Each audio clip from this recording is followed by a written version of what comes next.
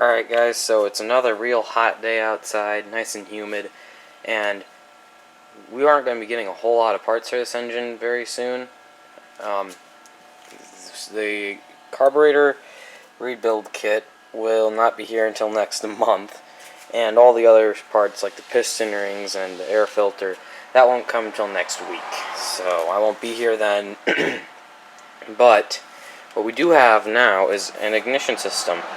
And I'm going to show you guys how to put together a new ignition system. This one will allow us to run an electronic ignition rather than a points and condenser, which is not as reliable because the points do end up getting corroded right on the tip of right there. So you want to, if you can, replace those with an electronic ignition.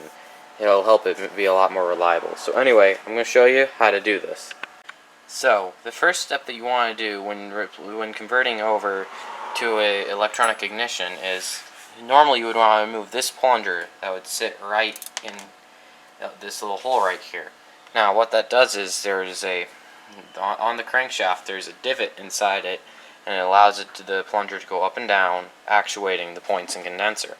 Now, if you just take that out, oil will actually go out of here, and of course you don't want that. So, we have a little, I think, brass fitting that'll get hammered in here.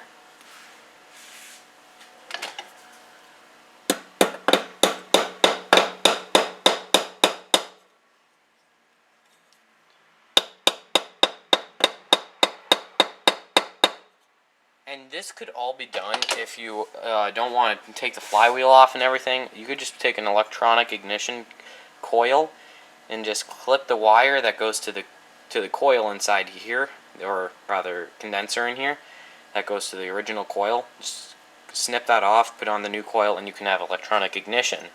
But if you really want to just completely get all of that out, this is the way to do it.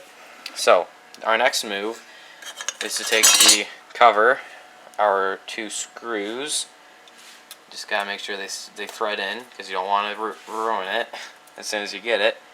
So here we go.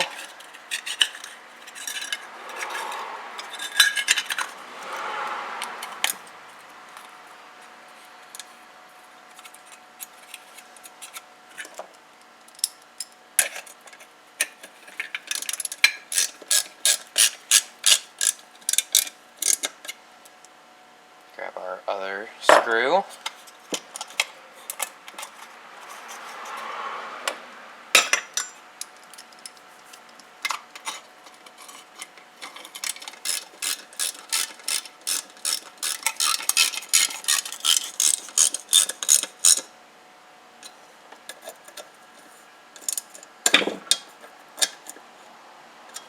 Now, one thing that you will have here is a hole where the wire used to come out. Now, there used to be some silicone right there, but obviously you're going to have removed that. So, you're going to want to take some gasket maker or silicone, just really whatever you can get your hands on, and just put a little bit above that.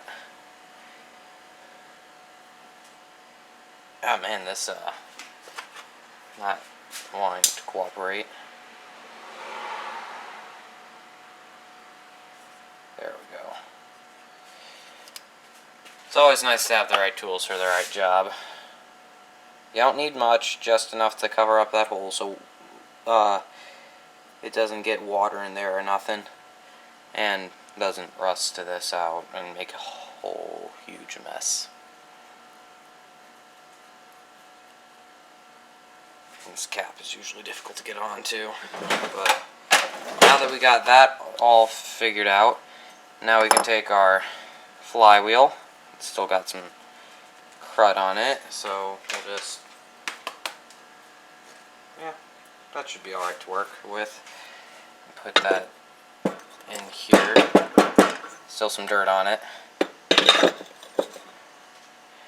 And you may or may not get a new flywheel key. This little rectangle right here. Might get it, might not. I'll rotate the engine so I can see where I need was.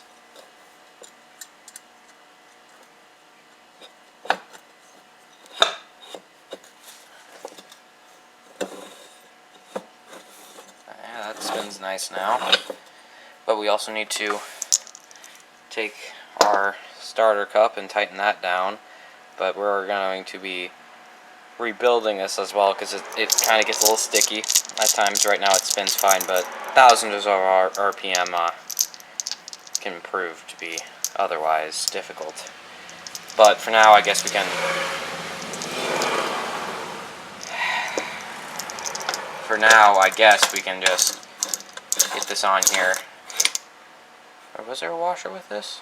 I believe there was a washer. You will have a washer behind this, and I don't know where mine is. That's oh, here it is. Never mind. Yeah, you want to put that on there so it's spaced evenly. It's a washer like this, sits over the crankshaft just like so.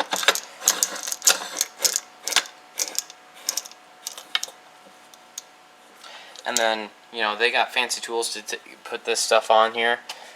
But really all you need is a screwdriver, flathead, and a hammer. And just tighten it and do that a couple of times. Ow, watch your hands.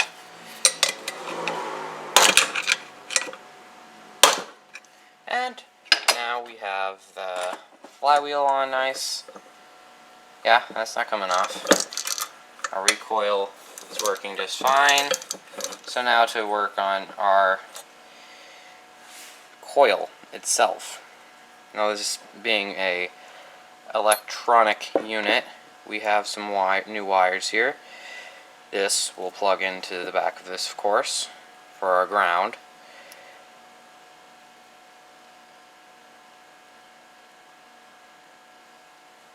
Okay. Now, we're going to want to set this to a certain gap for there's going to be space in between the coil. It's going to sit on here kind of like so, if I could get it on there correctly.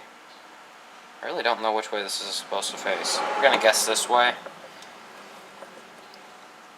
And take our bolts, thread them in.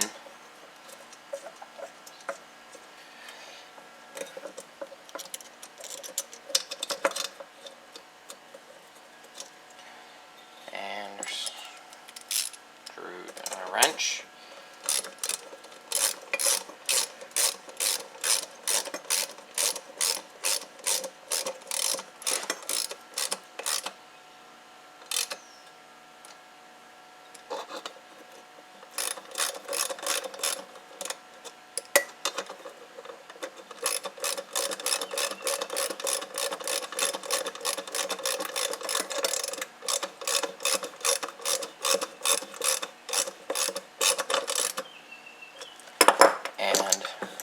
As you can see, it doesn't want to turn, and so the coil is touching it. So we're just going to loosen the bolts up just enough to move the coil up,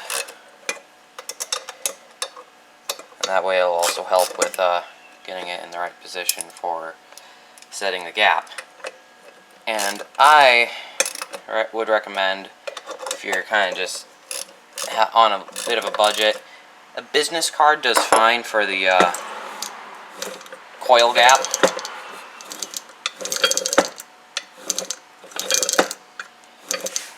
There we go. Okay. So, we need a piece of paper or a card. Let's see, what could we use? This will probably work. Let's say that's enough.